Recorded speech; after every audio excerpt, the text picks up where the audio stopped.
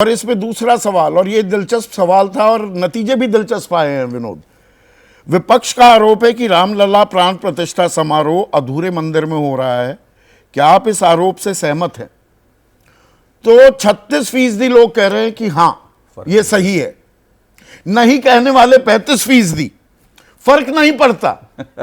वो 21% और कह नहीं सकते ये 8% है, तो 36% ये मान भी रहे हैं आरोप सही है कि आरोप सही है कि आधे अधूरे मंदिर में प्राण प्रतिष्ठा हो रही है।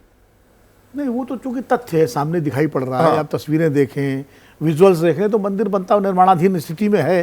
तो जाहिर है अगर 36% कह रहे हैं तो उसमें कोई आश्चर्य नहीं मुझे, बल्कि और ज़्यादा लोगों को कहना चाहिए।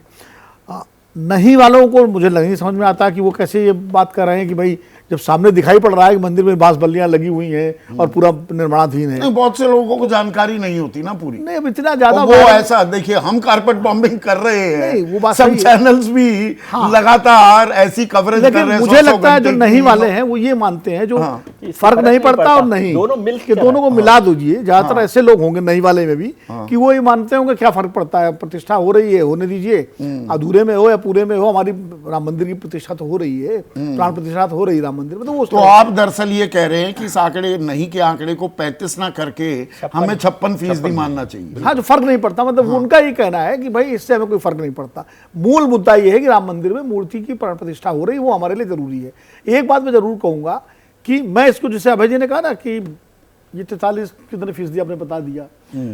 पिछले कार्यक्रम में अभय जी ने एक बात कही थी, उन्होंने संघ का एक जिक्र किया था कि संघ के एक नेता के यहाँ कोई सज्जन गए, उन्होंने सबकी तस्वीरें देखी, वहां राम की तस्वीर नहीं थी। तो उन्होंने कहा कि राम की तस्वीर क्यों नहीं है, तो उन्होंने कहा राम बड़े नरम किस्म के देवता है। हाँ। अभय जी ने बताया था। हाँ। लेकिन आज अंग्रेजी में उसके लिए एफिमिनेट शब्द इस्तेमाल किया था, जिस स्कॉलर की मैंने पढ़ा है। तो थोड़े एफिमिनेट किस्म के हैं, लेकिन मैं उसको कह रहा हूं कि उनको कहा नरम किस्म के देवता। तो लेकिन आज राम, जैसा कि हम सभी मान रहे हैं कि सबसे ऊपर उनका जो है पूरा स्वरूप बनाया गया है। देखिए, राम जो है, जैसे विजय जी ने कहा कि राष्ट्र के नायक है, मैं इससे सहमत नहीं हूं। राम राष्ट्र का नायक तो वो व्यक्ति होता है जिसको हम मनुष्य भौतिक रूप से माने। राम तो राष्ट्र से भी ऊपर हैं हमारी मान्यता के अनुसार।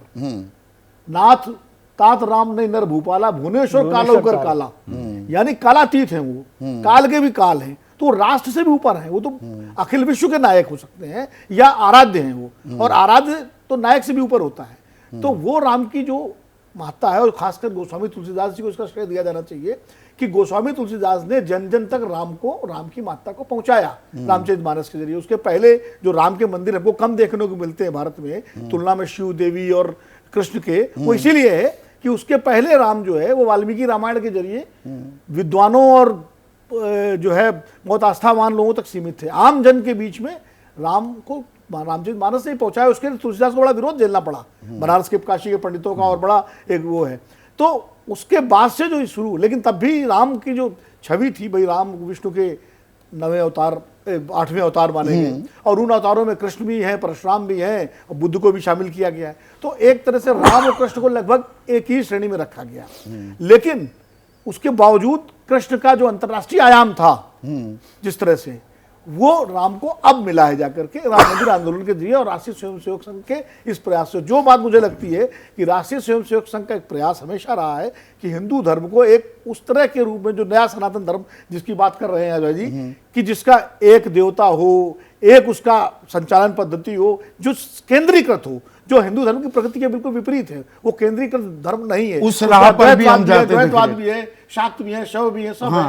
तो उस राह पर भी जाते दिख रहे हैं हम। अब उस राह पे जाते दिख क्या रहे हैं आप? देखिए, चल पड़े हैं, चल पड़ेगा। चारों शंकराचार्यों को जैसे किनारे किया गया, और राम नरेशाचार्य जो रामानुजी संप्रदाय के सब प्रमुख हैं, उनको भी नहीं बुलाया गया। तो कहीं ना कहीं कुल मिलाकर के इस पूरे आयोजन पर एक वर्चस्व तो स्थापित हो गया ना एक संस्था का। तो ऐसे में यशवंत, जो पहले दो सवालों को हम जोड़कर देखें तो एक तरफ तो राष्ट्रवाद, राष्ट्र उत्सव भी माना जा रहा है, और बीजेपी आरएसएस का हिंदुत्व का पुट भी उसमें साफ दिखाई देता है। तो राष्ट्रवाद और हिंदुत्व जुड़ते भी दिखाई दे रहे हैं। लेकिन दूसरे सवाल में कि आधा अधूरे मंदिर की प्राण प्रतिष्ठा हो रही है, सबसे ज्यादा फीसद वो लोग हैं जो कहते हैं कि हाँ, आधे अधूरे में तो किया जा रहा है। भाई, इसको थोड़ा सा, इसकी डिटेलिंग और समझाइए दर्शकों को।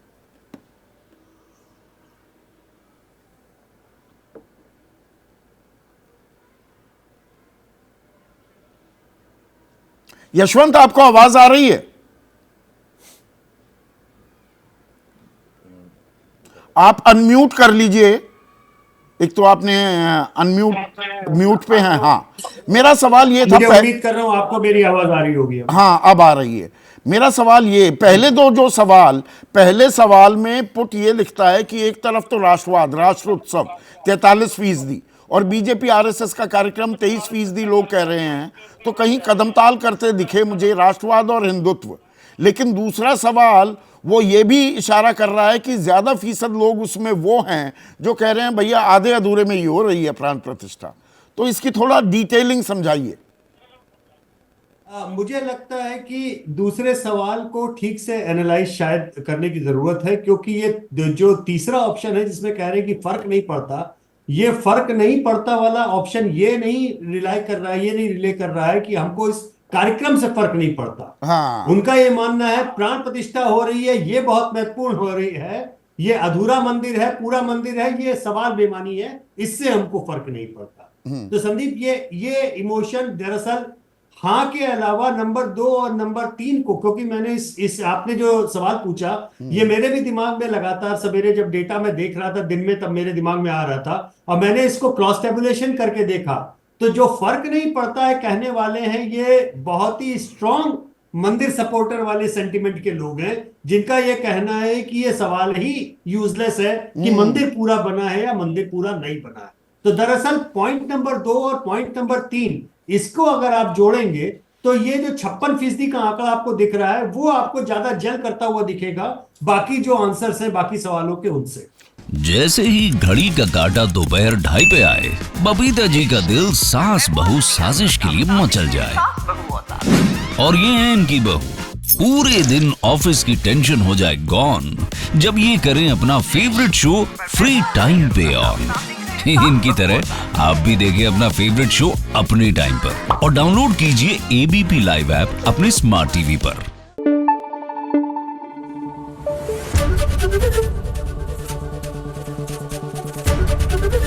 एबीपी न्यूज आपको रखे आगे।